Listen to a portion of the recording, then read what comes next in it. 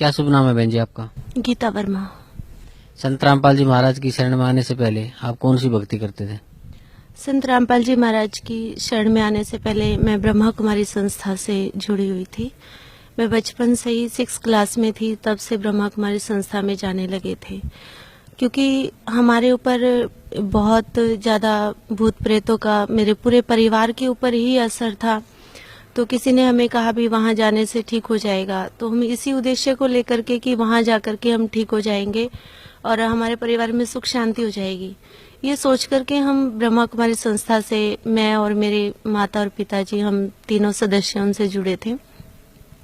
वहाँ पर हमने 14 वर्ष तक वहाँ की सभी नियम मर्यादाओं को निभाते हुए, सब कुछ करते हुए, वो सारी भक्ति जैसा भी उन्होंने जो भी मेडिटेशन, योगा जो भी बताया वो सब किया। लेकिन उन सब को करने के बावजूद भी किसी भी तरह का कोई भी लाभ हमें नहीं हुआ, ना ही तो कोई हमारे ऊपर से भूत प्रेत का कोई असर खत्म हुआ। और जो हमारी परिवार की जो समस्याएं दिन प्रतिदिन बढ़ती ही जा रही थी, कोई भी कम होने का कोई नाम नहीं ले रही थी।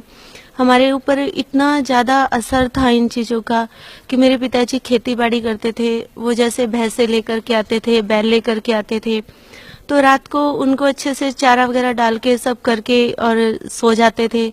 सुबह देखते थे तो वो मरे मिलते थे। इस तरह से करके घर की ऐसी हालत हो गई थी कि हमें अगर नमक भी लाना पड़ता था तो उसके लिए भी सोचना पड़ता था कि ना लाए तो ही अच्छा है। इस तरह से करके हम बहुत ज्यादा दुखी हो गए थे।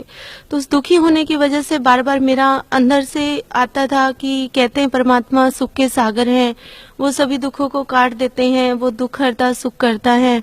लेकिन ये क्या हो रहा है, क्यों हमारे दुख नहीं कट रहे, क्यों हमें सुख शांति नहीं मिल रही, क्यों हमारी समस्याएं हल नहीं हो रही। बहुत ज्यादा हमारी समस्याएं बढ़ती जा रही थी। तो उस भक्ति से हमें किसी भी तरह का कोई भी लाभ प्राप्त नहीं हुआ। फिर इस आहिस्ते आहिस्ते परमात्मा से विश्वास इन सब वजह से उठने लगा। मन में आया कि नहीं, यहाँ पे भगवान नहीं है। वो कहते हैं कि शिव परमात्मा है, लेकिन नहीं, ये परमात्मा नहीं है। अगर ये परमात्मा है तो फिर परमात्मा दुख हरता सुख करता नहीं है। इस तरह की बहुत सारी उलझने हमारे माइंड में चलती रही, जिससे हम परमात्मा को ढूंढने की एक इच्छा और प्रबल होने लगी कि नहीं, परमात्मा कोई और है, कहीं और है, कहाँ है।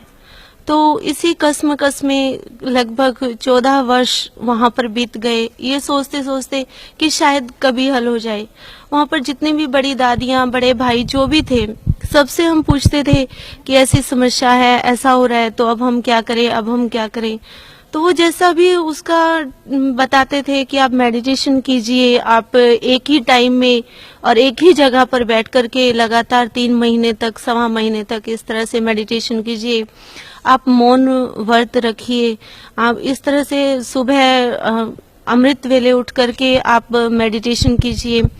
तो वो सब करने के बावजूद भी समस्याएं बढ़ती ही जा रही थी, कोई भी समस्या हमारी हल नहीं हो रही थी। बहन जी, संत रामपाल जी महाराज की शरण में कैसे आए? संत रामपाल जी महाराज जी ने हम पे 20 अप्रैल 2006 में दया की कि हम उनकी शरण में आए। उससे पहले मेरे जो फूफा जी थे, उन्होंने गुरुजी से नाम उपदेश लिया था, और वो भी एक बहुत अच्छी एक घटना घटी थी, जो परमात्मा कहते हैं कि सुख के माथे सिला पड़े जो नाम हृदय से जाए, बलिहारी उस दुख की जो पल पल नाम रटाए। तो मेरे फूफा जी जो थे वो एक अर्जी निवास थे, उनसे अचानक से कोई गलत रजिस्ट्री किसी ने करवा ली थी, तो जिसकी वजह से उनके ऊपर 6 महीने की सजा और 1 लाख रुपए का जुर्माना हो गया था। जैसे ही उनको संत रामपाल जी महाराज की किताब मिली, उन्होंने उस किताब को पढ़ा, और किताब पढ़ने के बाद वो गुरुजी की शरण में आए, उन्होंने नाम उपदेश लिया। आज जैसे कि उनको किताब मिली, अगले दिन उन्होंने नाम उपदेश लिया, और तीसरे दिन ये फाइनल था कि उनको ये सजा मिलनी है। उन्होंने गुरुजी से प्रार्थना की कि गुरुजी ऐसे ऐसे हुआ है। तो गुरुजी ने कहा कि बेटा, अगर आप सच्चे हो तो परमात्मा साथ हैं। जैसे ही वो कोर्ट के अंदर गए तो एकदम से जज ने बोला कि आपके ऊपर कोई केस नहीं होता है और आप फरी हैं। उनको बाइज्जत बरी कर दिया गया। इस बात से हमारी हालत जो घर की बहुत ज्यादा खराब हो रखी थी, तो मेरे पिताजी, उनके पास, मेरे फूफा जी के पास सोनीपत में सब्जी की दुकान उन्होंने की थी, तो फिर फूफा जी ने उनको बताया कि ऐसे ऐसे मेरे ऊपर समस्या आई थी, गुरुजी की दया से ठीक हो गई है, तो आप भी नाम उपदेश ले लीजिए। तो मेरे पिताजी ने सोचा कि ठीक है, बाकी सब जगह भक्ति और देवी देवताओं की करके और ब्रह्मा कुमारी संस्था में भी इतने वर्षों तक रह करके सब देख लिया, लेकिन किसी चीज से कोई लाभ नहीं हो रहा, तो यहाँ भी देख लेते हैं। तो पिताजी ने नाम उपदेश ले लिया। जैसे ही मेरे पिताजी ने नाम उपदेश लिया, परमात्मा बंदी छोड़ सदगुरु रामपाल जी महाराज की इतनी दया हुई कि उनके शरीर में भी और उनकी मन में भी इतनी एकदम शांति और इतना उजाला सा उन्होंने फील किया कि जैसे एक मुर्दे के अंदर जाना चाहती हैं। उसके बाद उन्होंने मेरे माताजी को नाम उपदेश लेने के लिए कहा, तो माताजी ने भी नाम उपदेश ले लिया। फिर उन्होंने मुझे कहा, जब भी मैं कभी घर पे मिलने के लिए आती थी माता पिता से, तो वो हमेशा मुझे गुरुजी के बारे में बताते थे कि आप एक बार चलकर देखिए, आप वहां से नाम उपदेश ले लीजिए। तो मैं पिताजी की किसी भी बात को एक्सेप्ट नहीं करती थी। मैं कहती थी नहीं, मुझे गुरुओं के चक्कर में नहीं पड़ना है, मैं ठीक हूँ। लेकिन मैं अंदर से सेटिस्फाई भी नहीं थी अपने रास्ते से, अपने उस संस्था में ज्वाइन करने से, वहां से भी मैं सेटिस्फाई नहीं थी। लेकिन मैं जैसे गुरुओं के बारे में सुना था, बहुत कुछ, कभी नेगेटिव कभी पॉजिटिव सुनते रहते थे, तो उसकी वजह से मेरा विश्वास नहीं था गुरुओं पे। तो मैंने कहा था मुझे गुरुओं के चक्कर में नहीं पड़ना। तो एक दिन परमात्मा की रजा हुई कि मेरे माता पिता अचानक से वो अपने काम के लिए खेत में गए, तो वहां पर गुरुजी की जो संत रामपाल जी महाराज अमृत जल देते हैं, तो वो अमृत जल की बोतल उनके मंदिर में रखी हुई थी। उस अमृत जल की बोतल को देख करके मेरी इच्छा हुई कि मैं इसको पी लूं, तो मैंने उसे पिया। मेरे ऊपर जो भूत प्रेतों का असर था, उसको पीने से मेरे को बहुत एकदम बहुत शांति और बहुत रिलैक्स महसूस हुआ। फिर मैं गुरुजी की जो तस्वीर थी वो गोदी में लेकर के बैठ गई और मैं बहुत रोई। मैं इसलिए रोई कि परमात्मा को पाने के लिए मैं इतने वर्षों से भटक रही हूँ। गुरुजी, आप कहते हो कि कबीर साहब परमात्मा है, और ब्रह्मा कुमारी संस्था वाले कहते कि शिव परमात्मा है। आखिर परमात्मा कौन है, कहाँ है, जिसकी तलाश में आज तक हम भटक रहे हैं? आप कहते हो कि परमात्मा सुख देने वाले हैं, फिर हमें सुख क्यों नहीं मिल रहा? इस तरह से मैं गुरुजी की शरण में बहुत ज्यादा रोई। तो वहां रोते रोते ही मैं सो गई। तो बंदी छोड़ कबीर साहब गुरुजी के रूप में आए और सपने में ही उन्होंने मुझे प्रथम मंत्र दिया। उसके बाद फिर मेरी इच्छा हुई कि मैं एक बार आश्रम जरूर आऊं और देख करके आऊं। तो उससे पहले मैंने गुरुजी को 2 पत्र भी लिखे थे, जिसके अंदर मैंने बहुत कुछ लिखा था, और मैंने अपनी माताजी को भी कहा था कि गुरुजी क्या जवाब देंगे, आप पूछ करके आना। तो गुरुजी से जब मेरे माताजी ने प्रार्थना की, तो गुरुजी ने कहा कि जब बेटी सामने आएगी तभी उसको उसकी प्रार्थनाओं का जवाब देंगे। तो इस उद्देश्य को लेकर के कि मैं गुरुजी से जो मैंने प्रार्थना की है उसका क्या वो जवाब देते हैं, वो लेने के लिए भी मैं मात्र देखने के लिए क्रोथा आश्रम के अंदर आई थी। जैसे ही मैं आश्रम के अंदर आई, मैंने आश्रम के अंदर प्रवेश किया, तो एकदम से मुझे ऐसे लगा जैसे ये सब कुछ मैंने पहले से ही देख रखा है। यहाँ जितने भी भाई बहने हैं सबको मैं पहले से ही जानती हूँ, और मैंने नाम उपदेश ले लिया। नाम उपदेश लेने के बाद जब गुरुजी के पास मैं दर्शनार्थ गई, तो उस समय भूत प्रेतों के असर की वजह से मैं इतना ज्यादा परेशान हो रही थी, मुझे बहुत रोना आ रहा था, बहुत घबराहट हो रही थी, बहुत मेरे को ये हो रहा था बस भाग ले तू यहाँ से, जैसे कहीं तू फंस गई है। तो फिर बहनों ने बोला भी गुरुजी आ गए हैं, नाम उपदेश ले लीजिए। नाम उपदेश लेने के लिए गई। जैसे ही मैंने नाम उपदेश लिया गुरुजी से, तुरंत ही मुझे ऐसे लगा जैसे मेरे सिर से कई क्विंटल वजन उतर गया हो, और मैं एकदम अपने आप को मैंने बहुत हल्का महसूस किया। गुरुजी के दर्शन किए। दर्शन करने के लिए जब चरणों में हम गए गुरुजी के पास, तो चरणों में हमने गुरुजी के चरण जैसे ही छुए, तो मुझे ऐसे लग रहा था जैसे मैं किसी इंसान के नहीं बल्कि किसी रूई को ऐसे दबा रही हूँ। तो उसको देख करके अचानक से मैंने गुरुजी की फेस की तरफ देखा, तो मुझे गुरुजी के चारों तरफ एकदम सफेद सफेद लाइट सी नजर आई, और गुरुजी बहुत सफेद, एकदम सफेद थे, जो ऐसा सफेदी कि मैं उस कलर को बयान नहीं कर सकती। यहाँ पर वो कलर नहीं है जो उस समय मैंने गुरुदेव जी का देखा था। और गुरु जी की शरण में आने के तुरंत बाद ही, उनसे नाम उपदेश लेते ही मेरी सारी बीमारियां कट गई। मेरे ऊपर जो भी भूत प्रेत का असर था, मेरे माता पिता पे था, वो सब हट गया। जब मैं गुरु जी की शरण में जिस दिन मैं आई थी, मेरे एक पैर में बहुत ज्यादा गांठें हो गई थी। डॉक्टर ने बोला था कि आपका ऑपरेशन होगा और ऑपरेशन के बाद आपका पैर भी खराब हो सकता है। इस बात की कोई गारंटी नहीं है कि आपका पैर सही रहेगा। तो मैंने जैसे ही नाम उपदेश लिया, अगले दिन सुबह जब मैं उठी मुंह हाथ धोने के लिए धोया, तो मैंने देखा मेरा पैर एकदम साफ था। बिल्कुल कहीं नाम निशान भी नहीं था कि उसमें कहीं कोई गांठ हो या किसी तरह का जो मैंने ट्रीटमेंट उसे पहले लिया था, उसे मेरे पैर में घाव बन गए थे कई जगह पर। तो वो कोई घाव नहीं था, एकदम से बिल्कुल सही मेरा पैर था। गुरुजी की शरण में आने के बाद मुझे बहुत बहुत कुछ प्राप्त हुआ। और आज मैं इस बात को रोती हूँ कि क्यों मैंने अपने जीवन के इतने वर्ष वहां बर्बाद कर दिए। परमात्मा संत रामपाल जी महाराज की शरण में इतने वर्ष पहले मैं आ जाती तो शायद आज तक बहुत कुछ भक्ति कमाई जमा होती और इतनी समस्याओं का, इतने दुखों का सामना ना करना पड़ता।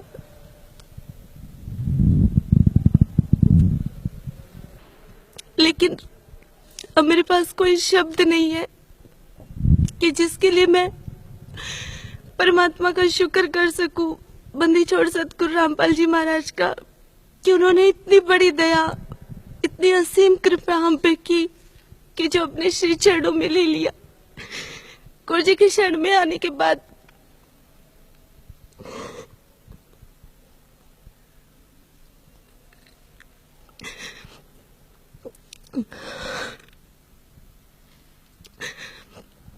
मेरे पिताजी जो कि हार्ट पेशेंट थे, वो किसी भी तरह की कोई भी अपना कार्य नहीं कर पाते थे। वो अपना निजी कार्य भी नहीं कर पाते थे, इतना ज्यादा उनका शरीर वीक हो गया था। लेकिन जब से वो संत रामपाल जी महाराज के श्री चरणों में आए, उसके बाद आज वो अपने सारे कार्य स्वयं करते हैं। अपने परिवार की पूरी जिम्मेवारी भी वो निभाते हैं।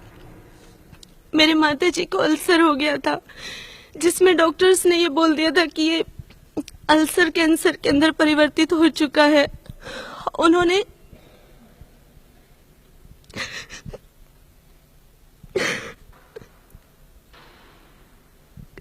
जो भी टेस्ट किए थे उन सब से उन्होंने कहा कि 99% आपको कैंसर है। लास्ट में हम एक टेस्ट और करेंगे जो मांस का टुकड़ा लेकर के होगा। उस समय हमें लग रहा था कि अब मम्मी नहीं बचेंगे, वो खत्म हो जाएंगे। लेकिन गुरुजी से प्रार्थना की तो गुरुजी ने कहा कि अगर भक्तों को कैंसर होगा तो आम इंसानों का क्या होगा। गुरुजी ने कहा कुछ नहीं होगा। जब मम्मी टेस्ट करवाने गई तो बंदी छोड़ ने इतनी रजा की कि उनकी सारी रिपोर्ट्स नॉर्मल आई और मम्मी ने फिर जो भी दवाइयां वो ले रही थी सारी फेंक दी। और उन्होंने कहा, गुरुजी से प्रार्थना की कि गुरुजी आप ही दया कीजिए। गुरुजी ने कहा बेटा भक्ति करो, मंत्र करो, परमात्मा खुद दया करेंगे।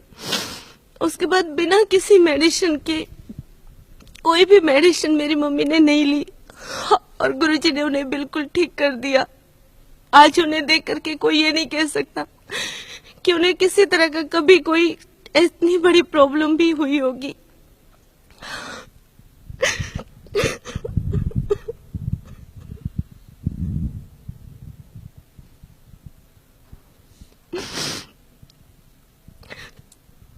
बहन जी, आप ब्रह्म कुमारी पंथ से पहले जुड़ी हुई थी, तो वहाँ पे आपको क्या भक्ति दी जाती थी? ब्रह्मा कुमारी संस्था से जुड़ना, मुझे आज ये लग रहा है कि मैंने अपने जीवन के इतने वर्ष बर्बाद कर दिए।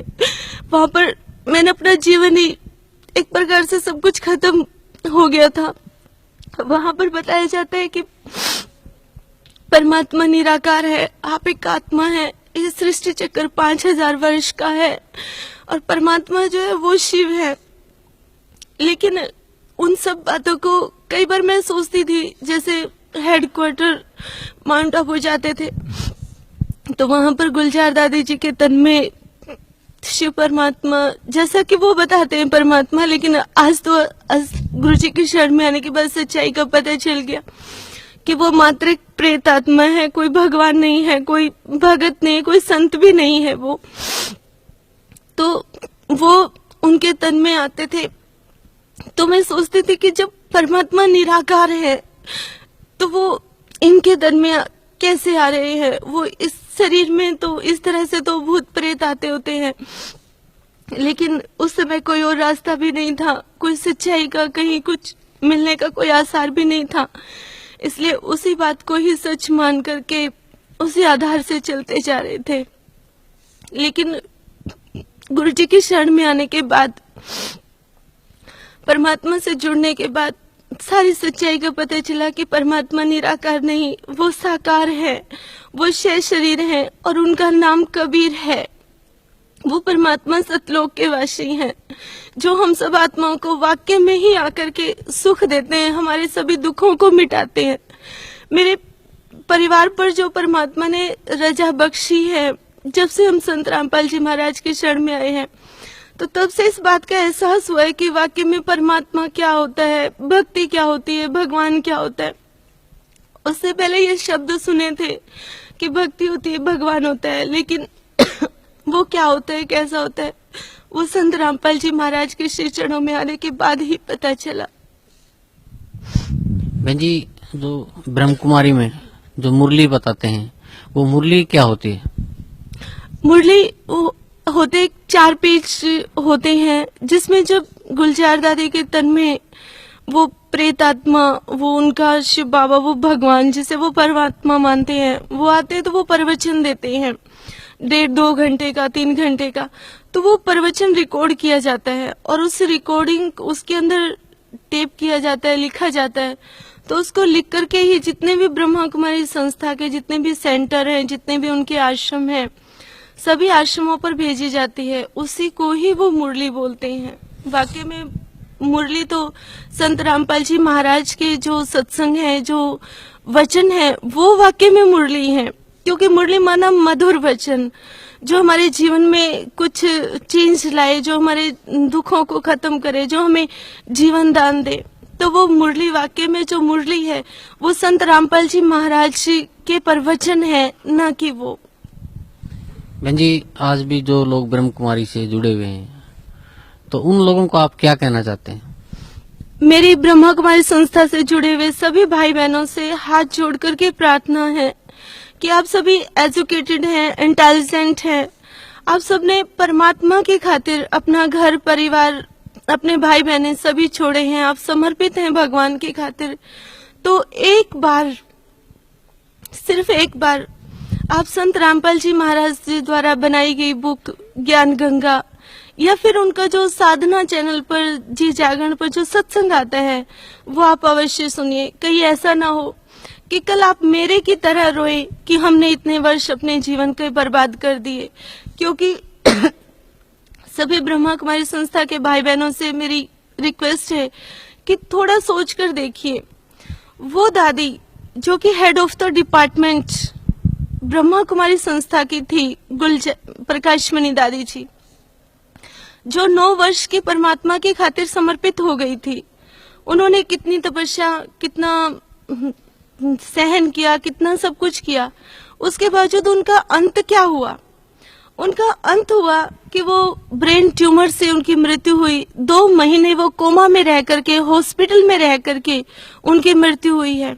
वो दादी जिनको आप कहते हैं गुलजार दादी, जिनके तन में परमात्मा आते हैं, आपकी भाषा में, मेरी भाषा में नहीं, क्योंकि मुझे तो संत रामपाल जी महाराज के श्री चरणों में आने के बाद पता चल गया कि परमात्मा कौन है, कहाँ है और कैसे है। गुलजार दादी जिनके तन में वो प्रेत आत्मा आती है, आज उनके हर साल कैंसर के ऑपरेशन होते हैं, उनका भी शरीर स्वस्थ नहीं है। जगदीश भाई जिन्होंने पूरा ब्रह्मा कुमारी संस्था के अंदर जितना भी लिटरेचर है, सारा लिटरेचर उन्होंने लिखा है। तो वो लिखने वाले का भी अंत हॉस्पिटल में ही हुआ। तो आपकी इतनी बड़ी हस्तियों का, जिन्हें आप हस्ती मानते हैं, उनका ये हाल हुआ है तो आपका क्या होगा। इसलिए आपसे प्रार्थना है, हाथ जोड़ करके मेरी निवेदन है कि आप अपने जीवन को बर्बाद मत कीजिए। ये जीवन बहुत अनमोल है, क्योंकि परमात्मा की वाणी है कि ये मनुष्य जन्म बार बार नहीं मिलता है, ये एक ही बार मिलता है, जिसमें, और आज वो समय है जिसमें परमात्मा ने बहुत बड़ी रजा बख्श रखी है कि आज मनुष्य जीवन भी है, पूर्ण संत भी जो परमात्मा कबीर साहब के अवतार हैं वो भी धरती पर अवतरित है, और ये भक्ति युग चल रहा है। तो इस युग में, इस समय में परमात्मा को पहचान करके, इनके ज्ञान को सुन करके एक बार अपने माइंड पर जोर दीजिए, सच और झूठ का फैसला कीजिए, और उसके बाद अपने जीवन को आप खुद सही राह दीजिए। मेरी आपसे रिक्वेस्ट है कि बहाव में मत बहिए। बहाव में बह जाना कोई इंसान का कर्म नहीं होता, क्योंकि परमात्मा ने हमें माइंड दिया है, वो सोचने के लिए ही दिया है। तो उस भावना में ना बह करके आप ज्ञान को, उस ज्ञान को आप सुनते आ रहे हैं इतने वर्षों तक। आप संत रामपाल जी महाराज के, मेरे पूर्ण परमात्मा कबीर साहिब के ज्ञान को भी आप एक बार सुनिए, और स्वयं आप इस बात का फैसला कर लेंगे कि आज तक जितने भी वर्ष आपने ब्रह्मा कुमारी संस्था में लगाए हैं, वो सारे वर्ष, वो जीवन आपने अपना बर्बाद कर दिया। और अब भी वक्त है, अब भी संत रामपाल जी महाराज की शरण में आकर के अपने जीवन को सफल कर लीजिए। और आपके जीवन का जो मेन उद्देश्य है, जिसको लेकर के आप समर्पित हुए हैं, भगवान को पाना, तो वाक्य में परमात्मा को आप संत रामपाल जी महाराज के श्री चरणों में आने के बाद ही पा सकते हैं, और कहीं पर भी। ब्रह्मा कुमारी संस्था तो क्या, दुनिया के किसी भी कोने में, किसी भी भक्त, महंत, संत, किसी के भी श्री चरणों में कहीं पर भी आप परमात्मा को नहीं पा सकते हैं। ये 100% गारंटी है कि परमात्मा को अगर आपने पाना है, अपने जीवन को सफल करना है, मोक्ष अगर आपको चाहिए, तो केवल और केवल संत रामपाल जी महाराज के श्री चरणों में ही है। इसलिए आप अपने जीवन को बर्बाद मत कीजिए। इस ज्ञान को एक बार सुन करके अपने जीवन को सफल कीजिए, क्योंकि इस समय इस सृष्टि पर केवल एक संत रामपाल जी महाराज ही हैं जो 6 शास्त्र, सभी 18 पुराण, वेद, ग्रंथ, सभी पर आधारित ज्ञान देते हैं। वो संसार की लोक कथाओं के आधार पर ज्ञान नहीं देते हैं। गुरुजी की जो भी किताबें हैं, जो भी सत्संग वो आप करते हैं, उन सबको आप देखिए, सभी वेद शास्त्रों को गुरुजी ने खोल करके प्रत्यक्ष हम सबको दिखाया हुआ है। तो जो परमात्मा है, संत रामपाल जी महाराज वाक्य में ही पूर्ण परमात्मा है, पूर्ण संत हैं, तो इन्हीं की शरण में आपको मोक्ष प्राप्त होगा। और पूर्ण संत ही पूर्ण परमात्मा की, पूर्ण ब्रह्म की निशानी होती है। इसलिए परमात्मा की वाणी है, मम संत मुझे जान, मेरा ही स्वरूपम। तो परमात्मा ने जो शास्त्र विधि के अनुसार भक्ति जो हमें दी है, गीता के अंदर भी कहा गया है कि जब आप शास्त्र विधि को छोड़ करके मनमाने ढंग से पूजा करते हैं, ना तो उससे आपको सिद्धि प्राप्त होती है, ना मोक्ष प्राप्त होता है, ना ही अन्य कोई सांसारिक लाभ प्राप्त होता है, जो हमारे साथ प्रैक्टिकल बीती है। तो अभी मैं आप सबसे प्रार्थना करती हूँ कि आप संत रामपाल जी महाराज के श्री चरणों में आकर के जो शास्त्र विधि के अनुसार भक्ति दे रहे हैं, उससे अपने जीवन को सफल कीजिए। अधिक जितना भी समय आप लगाएंगे, उतना ही बाद में आपको पछताना पड़ेगा। इसलिए आप समय ना लगा करके जल्दी से जल्दी इनकी शरण में आकर के अपने जीवन को सफल बनाइए। बहन जी, कुछ और कहना चाहते हैं आप भगत समाज को? सभी से मेरी एक ही प्रार्थना है कि आप औरों को देख करके ये मत समझिए कि वहां पर भीड़ ज्यादा है तो वहां वो संत ज्यादा बड़ा है, वहां पर अधिक भीड़ है, वहां पर बड़े बड़े ऑफिसर्स जाते हैं तो वहां का ज्ञान ज्यादा अच्छा है। लेकिन ये परमात्मा की शरण में, संत रामपाल जी महाराज की शरण में आने के बाद आपको इस बात का एहसास होगा कि आप आज तक जहां भी आप लगे हुए थे, जहां पर भी आपने अपने जीवन को लगाया हुआ था, वो सब आप बर्बाद कर रहे थे। और सॉलिड ज्ञान जो 100% सच है, संत रामपाल जी महाराज ने जो हमें ज्ञान दे रखा है, उसमें कहीं कोई भी चूक नहीं है, किसी भी तरह का कोई भी संशय क्रिएट नहीं होता है। संत रामपाल जी महाराज का ज्ञान जब आप सुनेंगे, जब उनकी बनाई गई बुक्स को, उनके आध्यात्मिक लिटरेचर को जब आप पढ़ेंगे तो अपने आप जो सवाल आपके माइंड में कभी उठे भी नहीं है, उन सवालों का भी जवाब आपको 100% और हजारों उदाहरणों के साथ, हजारों प्रूफ के साथ परमात्मा संत रामपाल जी महाराज देते हैं। तो उसे आप सुनिए, देखिए, समझिए, और परमात्मा ने आपको माइंड दिया है, उस माइंड का आप इस्तेमाल कीजिए, अपने जीवन को सफल कीजिए। धन्यवाद बहन जी, आपका बहुत बहुत धन्यवाद।